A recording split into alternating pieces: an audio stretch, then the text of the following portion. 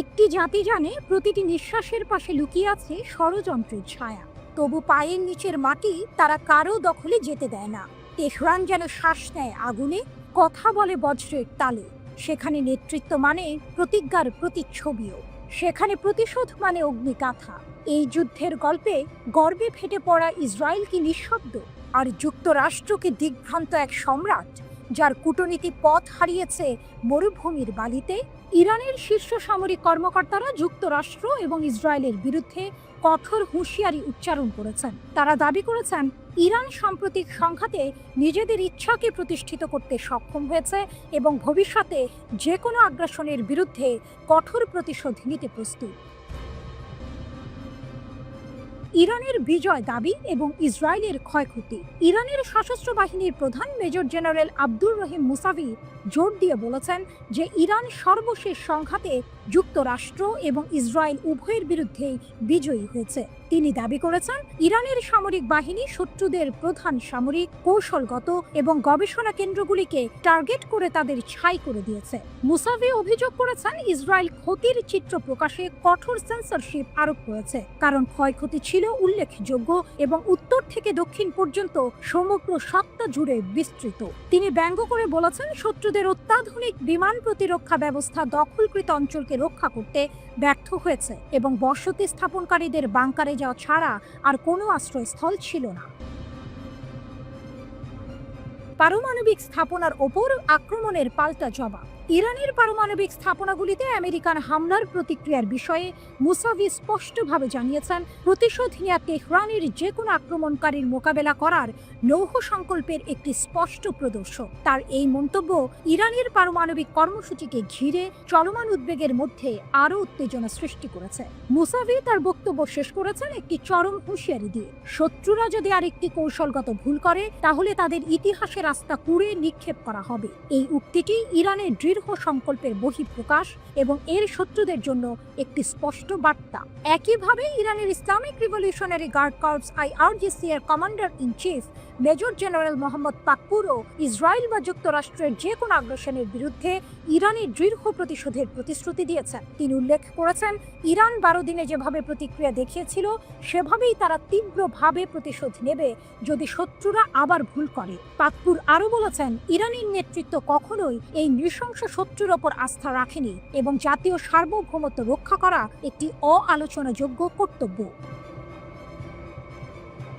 ইরানের ওপর ইসরায়েলি আগ্রাসনের প্রথম দিনে মেজর জেনারেল হোসেন সালামের মৃত্যুর পর IRGCর সাবেক স্থলবাহিনীর কমান্ডার পাকপুরকে IRGCর নতুন কমান্ডার ইন চিফ হিসেবে নিযুক্ত করা হয়। এই নেতৃত্ব পরিবর্তন সম্ভবত ইরানের সামরিক কৌশলে নতুন মাত্রা যোগ করবে। বিজ্ঞানীদের হত্যা করে জ্ঞানকে হত্যা করা যায় না, তার প্রমাণ ইরান। দেশটি নিজেদের তৈরি অত্যাধুনিক ক্ষেপণাস্ত্র দিয়ে ইসরায়েলের সামরিক গর্বের প্রতীক আকাশ প্রতিরক্ষা ব্যবস্থাকে ব্যর্থ করে দিয়েছে। টানা হামলা করে ইসরায়েলকে পুরোপুরি অসহায় ও নাজেহাল করে ছাড়ে ইরানি সামরিক বাহিনী। ইতিহাস বহুবার দেখিয়েছে যুক্তরাষ্ট্রের মতো কিছু পশ্চিমা দেশ প্রাচ্যের দেশগুলোর সঙ্গে যুদ্ধে জড়িয়ে তাদের নীতি চাপানোর সময় গোলমাল বাঁধিয়ে ফেলে। পশ্চিমা শিবির প্রাচ্যের নিজস্ব ক্ষমতা ঠিকভাবে বুঝতে ব্যর্থ হয় বলে মনে করে ইরান। দেশটি মনে করে গত 40 বছরে তাদের সবচেয়ে বড় অর্জন হলো পূর্ণ স্বাধীনতা এবং স্বয়ংসম্পূর্ণ হয়ে ওঠা।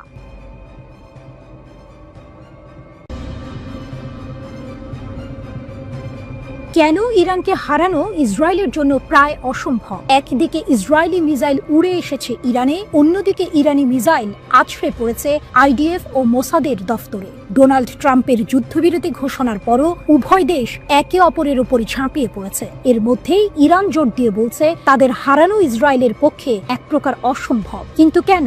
বিশেষজ্ঞরা এমন 7টি কারণ উল্লেখ করেছেন যার জন্য ইরানকে পরাজিত করা ইসরায়েলের পক্ষে খুবই কঠিন।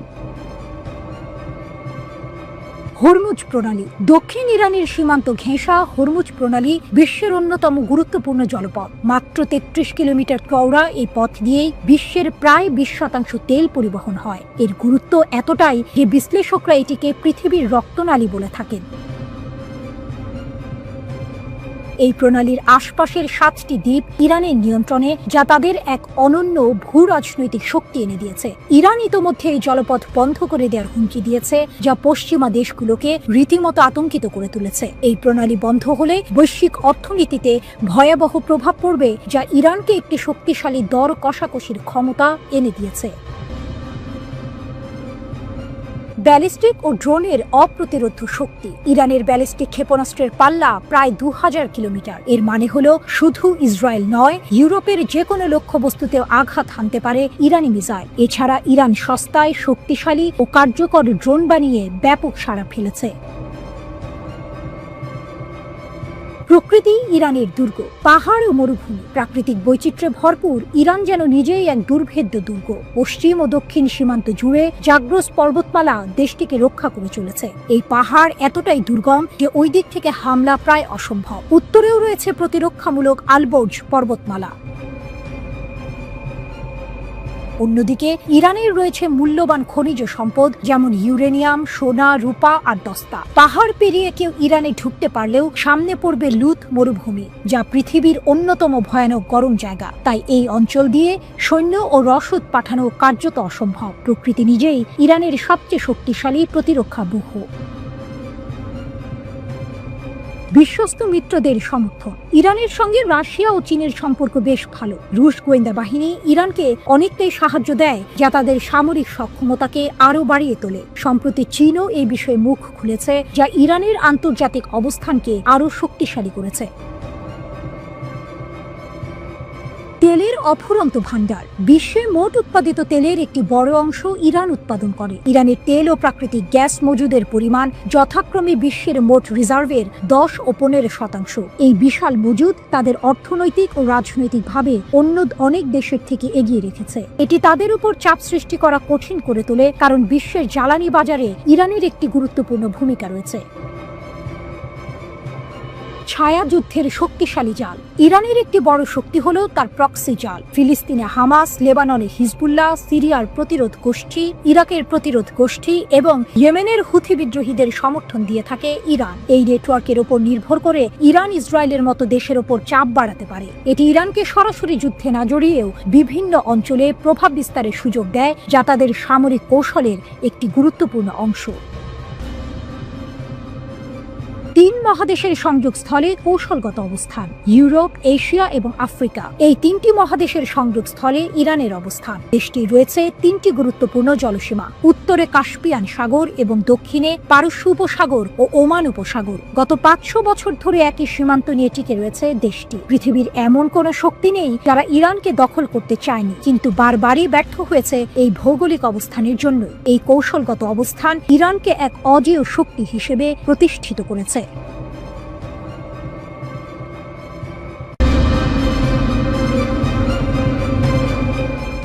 মধ্যপ্রাচ্যে চলমান ইরান ইসরায়েল সংঘাত ক্রমেই নতুন মোড় নিচ্ছে।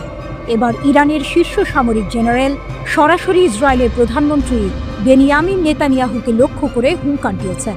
নেতানিয়াহুকে নতজানু না করা পর্যন্ত অভিযান চলবে, ইরানের শীর্ষ জেনারেলের অঙ্গীকার। 23 জুন একটি ভিডিও বিবৃতিতে ইরানের সশস্ত্র বাহিনীর প্রধান major general Abdur Rahim Musavi ঘোষণা করেছেন, ইসরায়েলি সরকারের বিরুদ্ধে তাদের পূর্ণ শক্তির সাথে প্রতিশোধমূলক অভিযান নিরবিচ্ছিন্নভাবে চলবে, যতক্ষণ না বেনিয়ামিন নেতানিয়াহু পূর্ণ অসহায় হয়ে পড়েন। এই ঘোষণা অপারেশন ট্রু প্রমিস 3 এর 21তম পর্ব শুরু হওয়ার পরপরই এসেছে, যা ইরানের দৃঢ় সংকল্পের ইঙ্গিত দেয়। মেজর জেনারেল মুসাভি স্পষ্ট জানিয়েছে যে ইসরায়েলি সরকার এবং যুক্তরাষ্ট্রের দ্বারা সংঘটিত অপরাধ উত্তরহীন থাকবে না, শত্রুপক্ষ যতই ক্ষতি করুক না কেন।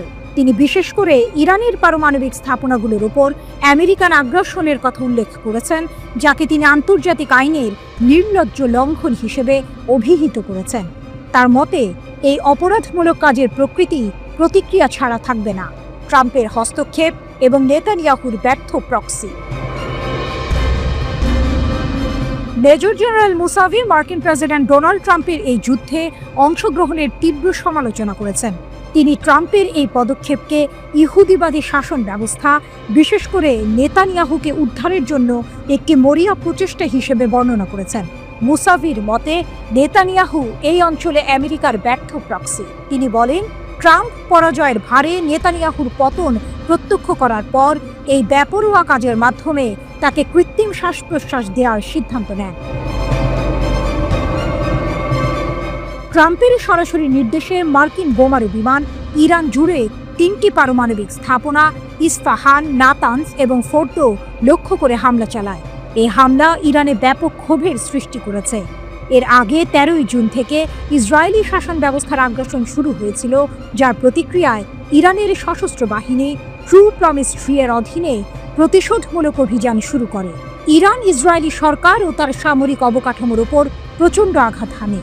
ইরানি কর্মকর্তারা সতর্ক করে দিয়েছেন, আমেরিকান আগ্রাসন শাস্তি ছাড়াই পার পাবে না।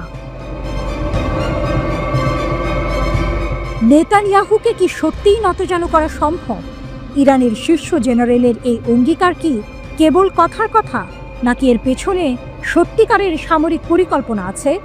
নেতানিয়াহুকে পূর্ণ অসহায় না করা পর্যন্ত অভিযান চালিয়ে যাওয়ার অঙ্গীকার একদিকে যেমন ইরানের দৃঢ়তা প্রকাশ করে, অন্যদিকে তেমনি এই অঞ্চলের জন্য দীর্ঘমেয়াদী অস্থিরতার ইঙ্গিত দেয়। ইরানের অভিজাত ইসলামী বিপ্লবী গার্ড কোর IRGCর মুখপাত্র ইব্রাহিম জোলফাঘারি বলেছেন, যুক্তরাষ্ট্র সরাসরি যুদ্ধে ঢুকে গেছে এবং ইরানের ভূমির পবিত্রতা নষ্ট করেছে। যুক্তরাষ্ট্রকে হুঁশিয়ারি দিয়ে এই মুখপাত্র আরও বলেন, এখন যুক্তরাষ্ট্রের বিরুদ্ধে শক্তিশালী আর সুনির্দিষ্ট লক্ষ্যবস্তুতে অভিযান চালানো হবে। ইব্রাহিম বলেন, যুক্তরাষ্ট্রকে জোরালো, দুঃখজনক ও অপ্রত্যাশিত পরিণতি ভোগ করতে হবে। মিস্টার ট্রাম্প, আপনি জুয়ারি, আপনি এই যুদ্ধ শুরু করতে পারেন, কিন্তু আমরাই এটি শেষ করব।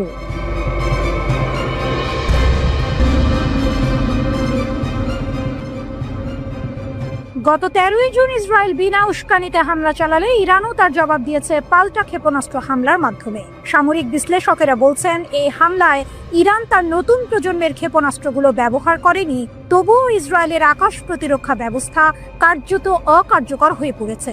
এর 10টি প্রধান বৈশিষ্ট্য রয়েছে। ইসরায়েল যখন 13ই জুন ইরানের ওপর হামলে পড়ল, ইরান তখন জবাব দিল পাল্টা ক্ষেপণাস্ত্র দিয়ে। সবাই ভেবেছিল এবার বুঝি ইরান তার সব বাঘা বাঘা ক্ষেপণাস্ত্র নামাবে, কিন্তু না। সামরিক বিশ্লেষকদের ধারণা, ইরান তার নতুন প্রজন্মের ক্ষেপণাস্ত্রগুলো নাকি এখনো ব্যবহারই করেনি। অবাক হচ্ছেন? আরও অবাক হবেন যখন শুনবেন এত কিছুর পরও ইসরায়েলের অত্যাধুনিক আকাশ প্রতিরক্ষা ব্যবস্থা পুরোপুরি সফল হতে পারেনি। এর পেছনে আছে ইরানের এক দারুণ কৌশল, যার 10টি বৈশিষ্ট্য ইসরায়েলিদের রাতের ঘুম কেড়ে নিয়েছে। রাত দিনের হামলা, গোলক ধাঁধা। ইরান দিনের বেলায় যেমন হামলা চালাচ্ছে, রাতের বেলায়ও তেমনি। কোনো নির্দিষ্ট সময় নেই।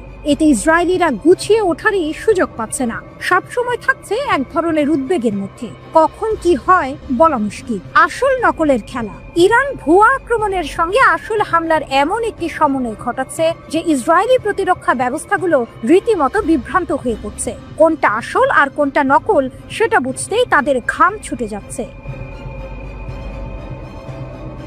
প্রাণঘাতী অস্ত্রের বৈচিত্র্য। শুধু ক্ষেপণাস্ত্র নয়, ইরান ব্যবহার করছে ব্যালিস্টিক ক্ষেপণাস্ত্র, আত্মঘাতী ড্রোন সহ বিভিন্ন ধরনের মারণাস্ত্র। এতে ইসরায়েলের জন্য আক্রমণের ধরন বোঝা এবং প্রতিরোধ করা আরও কঠিন হয়ে দাঁড়িয়েছে।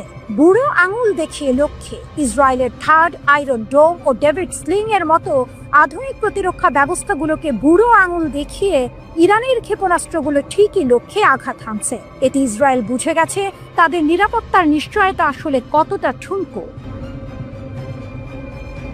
থামছে না হামলা, বদলাচ্ছে কৌশল।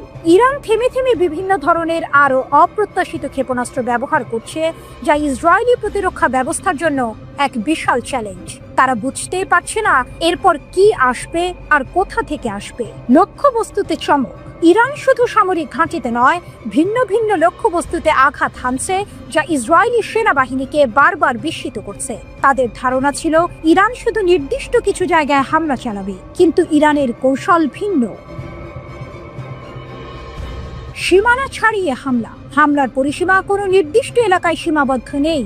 ইসরায়েলের এক প্রান্ত থেকে আরেক প্রান্ত পর্যন্ত, উত্তর থেকে দক্ষিণ পর্যন্ত সব জায়গাতেই ইরান হামলা চালাচ্ছে। এতে ইসরায়েলের কোনো স্থানই আর নিরাপদ মনে হচ্ছে না। ডেটা ব্যাংকের জাদু। ইরানের হাতে রয়েছে লক্ষ্যবস্তুর একটি বিশাল ডেটা ব্যাংক। এর মাধ্যমে তারা সামরিক ঘাঁটি, তেল শোধনাগার সহ ইসরায়েলের গুরুত্বপূর্ণ অবকাঠামোতে নিখুঁতভাবে আঘাত হানতে পারছে। এটা যেন জাদুর মতো কাজ করছে। সতর্কবার্তা কিন্তু শঙ্কা। ইরান বারবার সতর্ক করে দিয়েছে ইসরায়েলের কোনো স্থানই আর নিরাপদ নয়। এই সতর্কবার্তা একদিকে যেমন ইরানকে আত্মবিশ্বাসী দেখাচ্ছে, তেমনি ইসরায়েলের মধ্যে জন্ম দিচ্ছে গভীর শঙ্কার। তুরুপের তাস এখনো পকেটে। ইরানের বেশ কয়েকটি নতুন প্রজন্মের দূরপাল্লার ক্ষেপণাস্ত্র এখনো নাকি ব্যবহারই করা হয়নি। এর মানে হলো ভবিষ্যতেও ইসরায়েলের বিরুদ্ধে চমকে দেওয়ার মতো আরো বড় হামলা হতে পারে। ইরান যেন তার তুরুপের তাস এখনো পকেটে রেখেই খেলা চালাচ্ছে।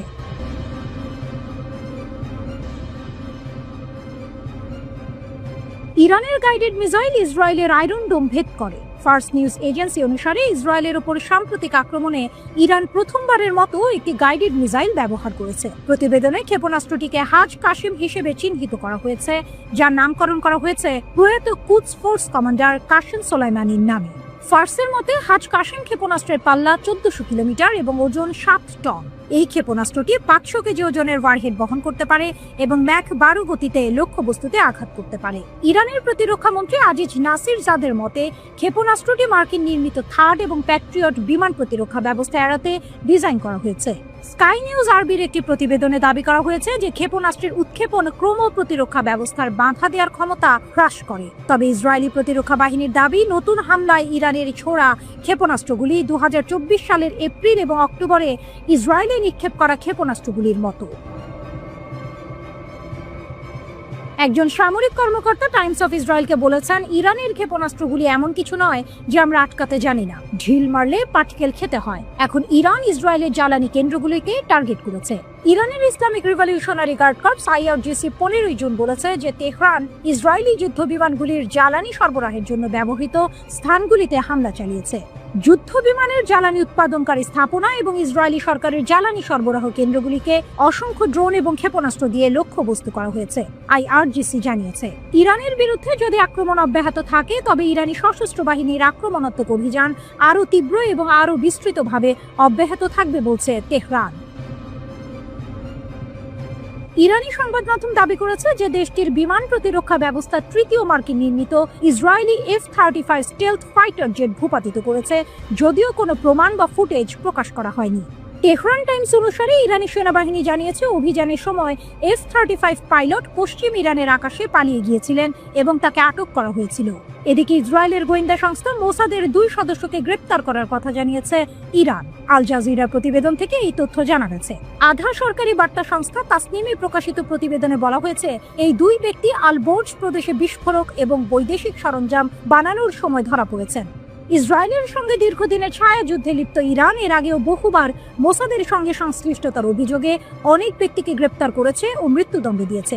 বিশেষ করে ইরানের পরমাণু কর্মসূচি ব্যাহত করতে নাশকতা বা হত্যা চেষ্টায় জড়িত থাকার অভিযোগে তাদের শাস্তি দেওয়া হয়েছে। 13 জুন ইরানে আক্রমণ শুরু করে ইসরায়েল। ইরানের রাষ্ট্রীয় সংবাদ মাধ্যমের তথ্য অনুযায়ী হামলার ধ্বংসাত্মক জবাব দিতে সেদিন সন্ধ্যায় দূরপাল্লার শত শত ক্ষেপণাস্ত্র ছোড়ে ইরান। তেহরান দাবি করেছে তারা ইসরায়েলের সামরিক শিল্প কেন্দ্রগুলিতে হামলা চালিয়েছে, যেগুলো ক্ষেপণাস্ত্র ও অন্যান্য সামরিক সরঞ্জাম তৈরি করে। ইসরায়েলে ভেঙে পড়া ঘরবাড়ি ও বাড়িতে মানুষ আটকে পড়ায় উদ্ধারকারী দল তৎপরতা চালায়। জেরুজালেম ও তেল আবিবেও বিস্ফোরণের শব্দ শোনা যায়। পুরো ইসরায়েল জুড়ে ইরানের হামলা। ইরান নতুন ক্ষেপণাস্ত্র হামলায় তেল আবিবকে পুড়িয়ে দিয়েছে। সাইরেন ও ধ্বংস। ইসরায়েলের বিরুদ্ধে প্রথমবারের মতো হজ কাসেম ক্ষেপণাস্ত্রের খেলা দেখালো ইরান। ইরানের কাছে ইসরায়েল তৃতীয় মার্কিন নির্মিত F-35 জেট হারিয়েছে। আরেক পাইলট আটক। সংঘর্ষ। ইরানের প্রাণঘাতী ড্রোন বনাম ইসরায়েলের অ্যাপাচি আক্রমণকারী চপার। 2 চিরপ্রতিদ্বন্দ্বীর মধ্যে টানা তৃতীয় দিনে প্রবেশের সাথে সাথে ইরান 15 জুন ভোরে ইসরায়েলের নতুন করে ক্ষেপণাস্ত্র হামলা চালিয়েছে। অপারেশন ট্রু প্রমিস 3 এর একটি নতুন ঢেউ শুরু হয়। ইরানের রাষ্ট্রীয় টিভি ইসরায়েলের উপর আক্রমণ শুরুর ঘোষণা দেওয়ার সময় ইসরায়েলি আকাশ তেহরানের ক্ষেপণাস্ত্রে আলোকিত হওয়ার সরাসরি ফুটেজ সম্প্রচার করেছে। ইসরায়েল জানিয়েছে সন্ধ্যা এবং রাতের মধ্যে ইরান থেকে একাধিক লক্ষ্যবস্তুতে 2টি ক্ষেপণাস্ত্র এবং ড্রোন নিক্ষেপ করা হয়েছে।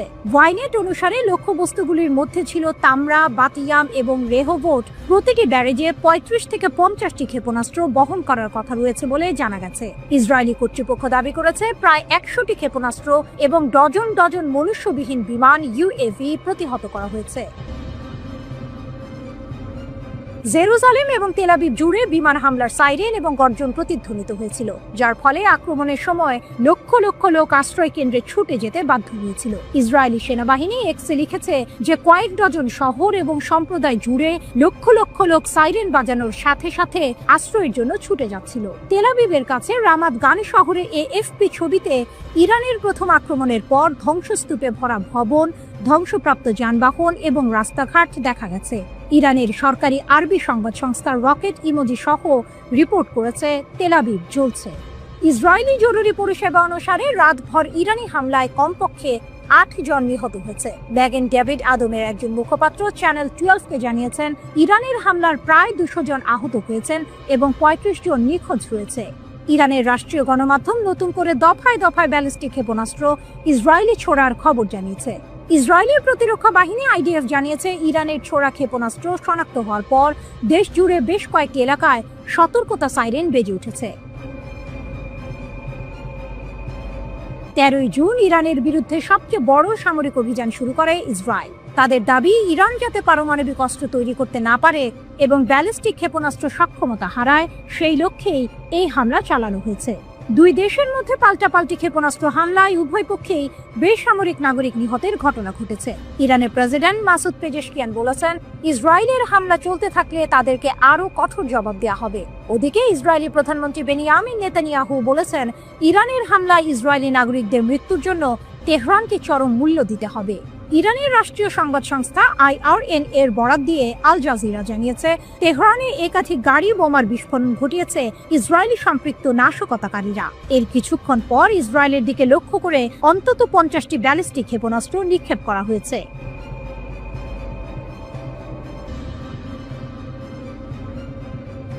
মধ্যপ্রাচ্যের উত্তেজনা এক নতুন উচ্চতায় পৌঁছেছে। ইসরায়েল এবং ইরানের মধ্যে চলমান পাল্টাপাল্টি হামলায় এবার যোগ হয়েছে আরও চাঞ্চল্যকর খবর।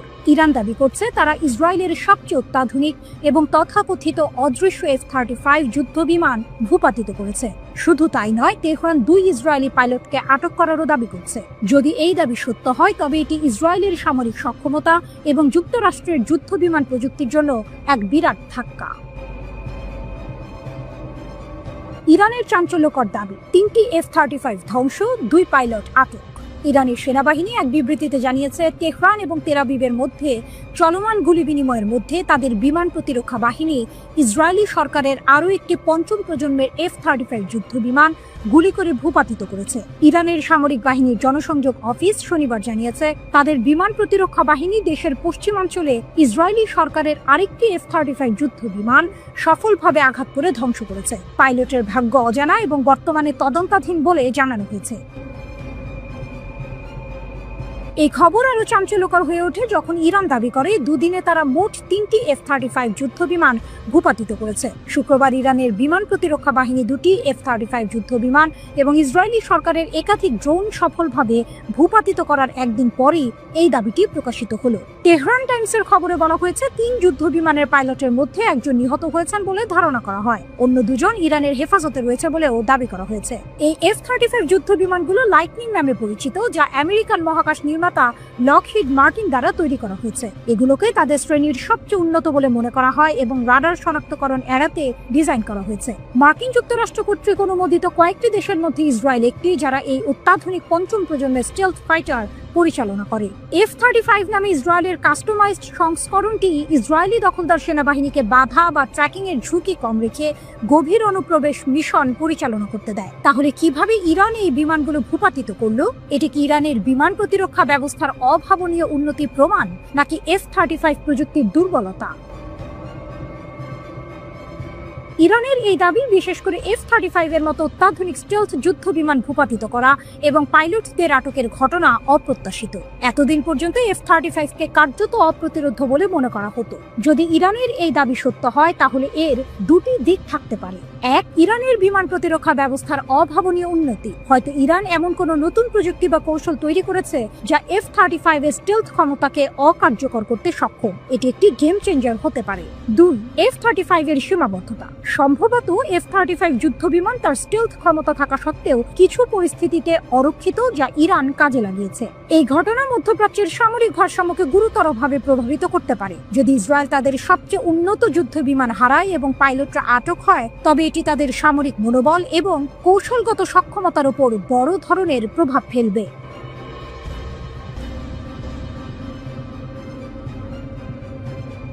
মধ্যপ্রাচ্যের আকাশে এখন যুদ্ধের দামামা। একদিকে ইরান, অন্যদিকে ইসরায়েল। এমন উত্তেজনার পারদের মধ্যেই ইসরায়েলের সামরিক বাহিনী এক চাঞ্চল্যকর তথ্য স্বীকার করেছে। রিপোর্ট টাইমস অফ ইন্ডিয়ার। তারা জানিয়েছে ইরানের হামলার আগে তাদের অত্যাধুনিক সতর্কতা ব্যবস্থা সম্পূর্ণরূপে ব্যর্থ হয়েছে। এই ঘটনায় ইসরায়েলিদের মধ্যে যেমন ক্ষোভ সৃষ্টি করেছে, তেমনি আন্তর্জাতিক মহলেও প্রশ্ন উঠেছে ইসরায়েলের প্রতিরক্ষা ব্যবস্থা নিয়ে। অন্ধকারে ইসরায়েলিরা সাইরেন বাজলেও কিন্তু সতর্কবার্তা কই। ঘটনার সূত্রপাত হয় যখন মধ্য ইসরায়েলে ইরানি ক্ষেপণাস্ত্র আঘাত হানে। প্রচন্ড বিস্ফোরণে কেঁপে ওঠে তেল আবিব সহ বিস্তীর্ণ অঞ্চল। কিন্তু চমকপ্রদ ব্যাপার হলো, স্থানীয় বাসিন্দারা জানিয়েছেন বিস্ফোরণের আগে তারা কোনো ধরনের পূর্ব সতর্কতা পাননি। তাদের অভিযোগ, বিস্ফোরণের শব্দ শোনার পর কেবল বিমান হামলার সাইরেন বেজেছে, যার কোনো উপযোগিতা ছিল না। আমরা কেবল বিস্ফোরণের শব্দ শুনেছি, তারপর সাইরেন বেজেছে, বলেছিলেন এক আতঙ্কিত ইসরায়েলি নাগরিক। ইসরায়েলের প্রতিরক্ষা বাহিনী IDF এই ব্যর্থতার কথা স্বীকার করে নিয়েছে। তারা জানিয়েছে ইরানের সঙ্গে চলমান উত্তেজনার মধ্যেই এই সতর্কতা ব্যবস্থার ত্রুটি নিয়ে গভীর তদন্ত শুরু হয়েছে। এই ঘটনা শুধু একটি প্রযুক্তিগত ব্যর্থতা নয়, বরং ইসরায়েলি জনগণের নিরাপত্তার বিষয়ে বড় ধরনের উদ্বেগ জন্ম নিয়েছে। নেসার ইসের প্রথম পরীক্ষা নাকি প্রথম ব্যর্থতা? এই হামলার ঘটনায় ইসরায়েলের নতুন ব্যক্তিগত বার্তা প্ল্যাটফর্ম হিব্রুতে, যা মেসার ইসি নামে পরিচিত, সেটির প্রথম পূর্ণাঙ্গ ব্যবহার হয়েছিল। এই সিস্টেমটি মোবাইল ফোনে সরাসরি সতর্কতা পাঠানোর জন্য সেল ব্রডকাস্ট প্রযুক্তি ব্যবহার করে। এর বিশেষত্ব হলো এটি কাজ করার জন্য কোনো অ্যাপ, ইন্টারনেট বা সাইন আপের প্রয়োজন নেই। হুমকিপ্রাপ্ত এলাকার কাছাকাছি থাকা ফোনে স্বয়ংক্রিয়ভাবে একটি উচ্চস্বরের ও স্বতন্ত্র জরুরি সুরের সঙ্গে বার্তাটি প্রদর্শিত হওয়ার কথা। গত 17 এপ্রিল ইয়েমেন থেকে ক্ষেপণাস্ত্র হুমকির সময় এই সিস্টেমটির একটি আংশিক পরীক্ষা করা হয়েছিল। সেই পরীক্ষায় এটি কার্যকর বলে মনে করা হয়েছিল, কিন্তু শনিবারের হামলায় দেখা গেল এর অনেক ফাঁক ফোকর। হাজার হাজার ইসরায়েলি কোনো সতর্কবার্তা পাননি, যা এই নতুন ব্যবস্থার কার্যকারিতা নিয়ে বড় প্রশ্ন তুলেছে। কেন ব্যর্থ হলো এই অত্যাধুনিক ব্যবস্থা? IDF এখন চুলচেরা বিশ্লেষণ করছে কেন এমনটা হলো। তারা খতিয়ে দেখছে এটি কি শুধুই কোনো কারিগরি ত্রুটি, নাকি এর পেছনে মানবিক ভুল দায়ী। আরেকটি গুরুত্বপূর্ণ বিষয় যা তদন্ত করা হচ্ছে তা হলো, ব্যাপক রকেট হামলা কি সিস্টেমের ধারণ ক্ষমতাকে অতিরিক্ত চাপিয়ে দিয়েছে? অর্থাৎ একসঙ্গে এত বেশি বার্তা পাঠানোর চেষ্টা করায় সিস্টেম কি আর কাজ করতে পারেনি? সামরিক কর্মকর্তারা প্রতিশ্রুতি দিয়েছেন যে তদন্ত শেষ হওয়ার পর তারা বিস্তারিত ফলাফল প্রকাশ করবেন। এই ঘটনার জেরে ইসরায়েলি সেনাবাহিনীর ওপর চাপ সৃষ্টি হয়েছে। ইসরায়েলিরা জানতে চায় তাদের নিরাপত্তার জন্য যে কোটি কোটি টাকা খরচ করে অত্যাধুনিক ব্যবস্থা তৈরি করা হয়েছে, তা কেন চরম মুহূর্তে তাদের রক্ষা করতে পারল না।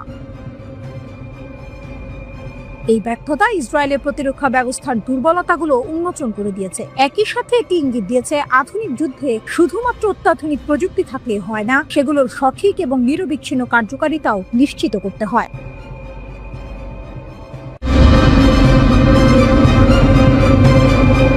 ইরানের ক্ষেপণাস্ত্রের কোপে ইসরায়েলের বৈজ্ঞানিক গর্ব ধূলিসাৎ। মোসাদের গোপন আঁতুড় ঘর কি ধ্বংসস্তূপ? তেল আবিবের দক্ষিণে অবস্থিত বিখ্যাত ওয়েজম্যান ইনস্টিটিউট অফ সায়েন্স একসময় ইসরায়েলের বৈজ্ঞানিক শক্তি ও গর্বের প্রতীক।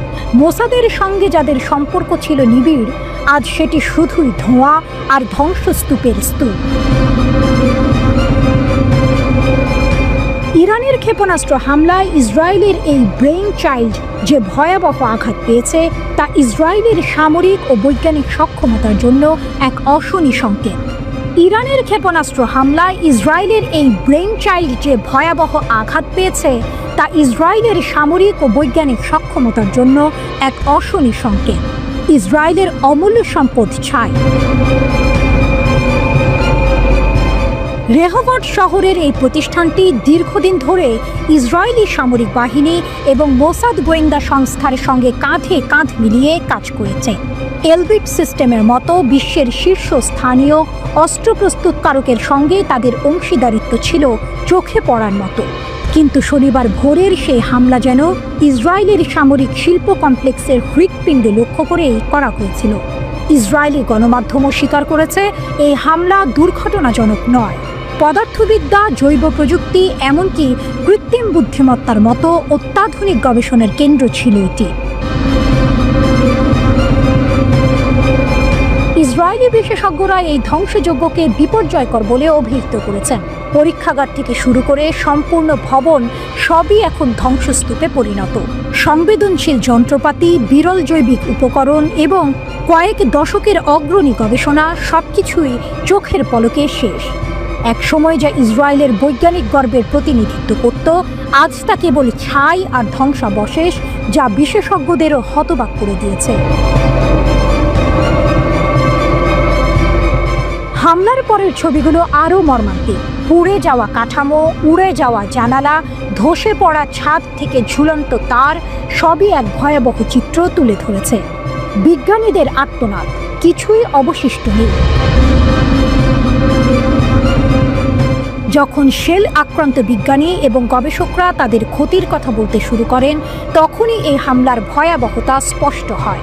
অধ্যাপক এলদাদ জাহর তার ল্যাবের ধ্বংসের বর্ণনা দিতে গিয়ে বলেন, 15 মিনিটেরও কম সময়ের মধ্যে আমি 22 বছর ধরে আমার দ্বিতীয় বাড়ি থাকা ল্যাবটিকে আগুনে পুড়িয়ে ফেলার ছবি দেখতে পাই। 3টি সম্পূর্ণ তলা ধসে পড়েছে, কিছুই অবশিষ্ট নেই। কোনো তথ্য নেই, কোনো ছবি নেই, কোনো নেট নেই, কোনো ইতিহাস নেই। জাহুর আরও বলেন, এই ক্ষতি কেবল সরঞ্জামের নয়, বরং ইসরায়েলের প্রযুক্তিগত উচ্চাকাঙ্ক্ষার সঙ্গে জড়িত একটি বৈজ্ঞানিক সংরক্ষণাগারের ধ্বংস। এটি প্রজন্মের পর প্রজন্মের গবেষকদের শ্রম আর মেধার ফসল, যা মুহূর্তের মধ্যে বিলীন হয়ে গেছে। সবচেয়ে বেশি ক্ষতিগ্রস্ত হয়েছে কম্পিউটার বিজ্ঞান বিভাগ। এখানে কৃত্রিম বুদ্ধিমত্তা চালিত চিকিৎসা গবেষণার এক বিশ্ব নেতা অধ্যাপক ইরান সেগালের ল্যাব সম্পূর্ণরূপে ধ্বংস হয়ে গেছে। তার 50 সদস্যের দল অতি ঠান্ডা ফ্রিজার থেকে হাজার হাজার গুরুত্বপূর্ণ জৈবিক নমুনা উদ্ধারের জন্য আপ্রাণ চেষ্টা করছিল, কিন্তু বন্যার কারণে বেশিরভাগই অপূরণীয়ভাবে ক্ষতিগ্রস্ত হয়েছে। লক্ষ লক্ষ মূল্যের সরঞ্জাম এখন মেরামতের অযোগ্য বলে বিবেচিত হচ্ছে। প্রাণী রসায়ন বিভাগের অধ্যাপক শ্যারিয়াল ফ্রেশম্যান বলেন, এটা কেবল ব্যয়বহুল ডিভাইস নয়, যা হারিয়ে গেছে। কয়েক দশকের সঞ্চিত দক্ষতা এবং সূক্ষ্মভাবে ক্যালিব্রেটেড বৈজ্ঞানিক ব্যবস্থা, প্রজন্মের গবেষণা অদৃশ্য হয়ে গেছে। প্রবীণ গবেষক অধ্যাপক ওরেন শুলডিনার এক ভুতুড়ে ছবি এঁকেছেন। এটা যেন আমাদের ল্যাবটি বাষ্পীভূত হয়ে গেছে।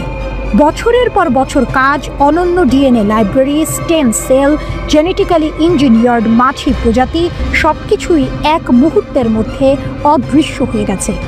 এটি ছিল আমাদের ছাত্রদের অগণিত নিদ্রাহীন রাতের ফসল।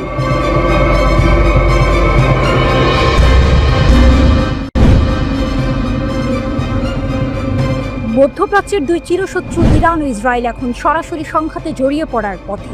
13 জুন ইসরায়েল ইরানের সামরিক ও পারমাণবিক স্থাপনাগুলিতে ব্যাপক হামলা চালিয়েছে। এর জবাবে ইরানও কঠোর হুঁশিয়ারি দিয়েছে। প্রশ্ন হলো, সামরিক সক্ষমতায় কে এগিয়ে? চলুন এই দুই দেশের শক্তি ও দুর্বলতাগুলো দেখে নেওয়া যাক।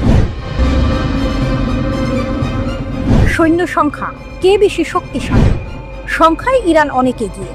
যুক্তরাজ্য ভিত্তিক ইন্টারন্যাশনাল ইনস্টিটিউট ফর স্ট্র্যাটেজিক স্টাডিজের 2023 সালের প্রতিবেদন অনুযায়ী ইরানের সক্রিয় সৈন্য সংখ্যা 6,10,000।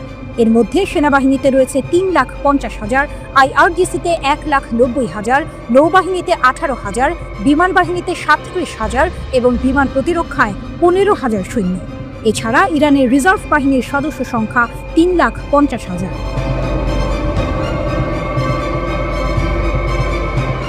ইসরায়েলের 1,69,500 সক্রিয় সৈন্য রয়েছে। সেনাবাহিনীতে 1,26,000, নৌবাহিনীতে 9,500 এবং বিমান বাহিনীতে 34,000। ইসরায়েলের রিজার্ভ বাহিনীর সদস্য সংখ্যা 4,65,000।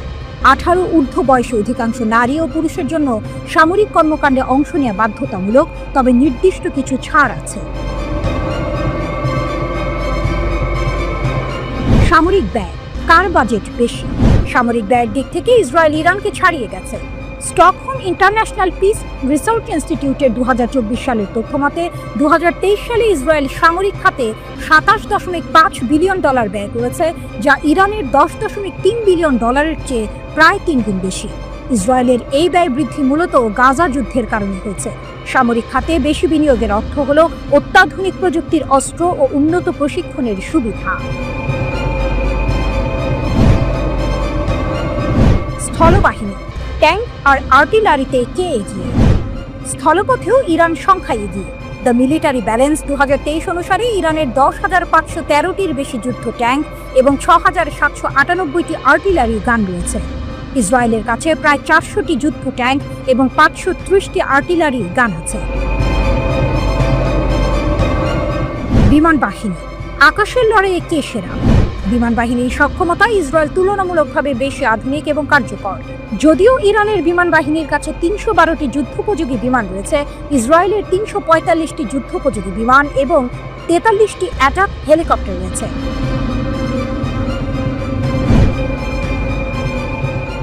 নৌবাহিনী, সমুদ্রের গভীরে কার শক্তি বেশি? নৌবাহিনীর দিক থেকে ইরানের হাতে বেশি সংখ্যক জাহাজ রয়েছে। তাদের 17টি ট্যাকটিক্যাল সাবমেরিন এবং 68টি উপকূলীয় টহল ও যুদ্ধ জাহাজ রয়েছে। অন্যদিকে ইসরায়েলের কাছে 5টি সাবমেরিন এবং 49টি উপকূলীয় টহল এবং যুদ্ধ জাহাজ রয়েছে। বিমান প্রতিরক্ষা ব্যবস্থা, আকাশ কতটা সুরক্ষিত? বিমান প্রতিরক্ষায় ইসরায়েল বিশ্ব জুড়ে পরিচিত। তাদের আয়রন ডোম স্বল্প পাল্লার ক্ষেপণাস্ত্র প্রতিরোধে অত্যন্ত কার্যকর। এছাড়া ডেভিড স্লিং এবং দ্য অ্যারো সিস্টেম দূরপাল্লার ক্ষেপণাস্ত্র প্রতিরোধে সক্ষম। ইরানেরও নিজস্ব বিমান প্রতিরক্ষা ব্যবস্থা রয়েছে, যেমন আজারাখস এবং রাশিয়া থেকে আনা S-200 এবং S-300। ব্যালিস্টিক ক্ষেপণাস্ত্র, কে কতদূর আঘাত হানতে পারে? ক্ষেপণাস্ত্র সক্ষমতায় দুই দেশই বেশ শক্তিশালী। ইরানের কাছে অন্তত 12 ধরনের স্বল্প ও মাঝারি পাল্লার ব্যালিস্টিক ক্ষেপণাস্ত্র রয়েছে, যার পাল্লা 150 কিলোমিটার থেকে 2000 কিলোমিটার পর্যন্ত। ইসরায়েলের কাছেও 4 ধরনের ব্যালিস্টিক ক্ষেপণাস্ত্র আছে, যার মধ্যে জেরিকো 3 এর পাল্লা 4800 থেকে 6500 কিলোমিটার পর্যন্ত। অর্থাৎ ইসরায়েল অনেক দূর পাল্লার ক্ষেপণাস্ত্র দিয়ে ইরানের ভেতরে আঘাত হানার ক্ষমতা রাখে। পারমাণবিক সক্ষমতা, সবচেয়ে বড় পার্থক্য কোথায়? এটাই সম্ভবত সবচেয়ে বড় পার্থক্য। ধারণা করা হয় ইসরায়েলের কাছে প্রায় 90টি পারমাণবিক বোমা রয়েছে, যা তাদের মধ্যপ্রাচ্যের একমাত্র পারমাণবিক শক্তিধর দেশ হিসেবে প্রতিষ্ঠা করেছে। অন্যদিকে ইরানের কাছে পারমাণবিক অস্ত্র নেই বলে মনে করা হয়, যদিও তাদের একটি সমৃদ্ধ পারমাণবিক কর্মসূচি রয়েছে। ইরান সতর্ক করেছে যে তাদের অস্তিত্ব হুমকির মুখে পড়লে তারা পারমাণবিক নীতিমালা পরিবর্তন করতে পারে।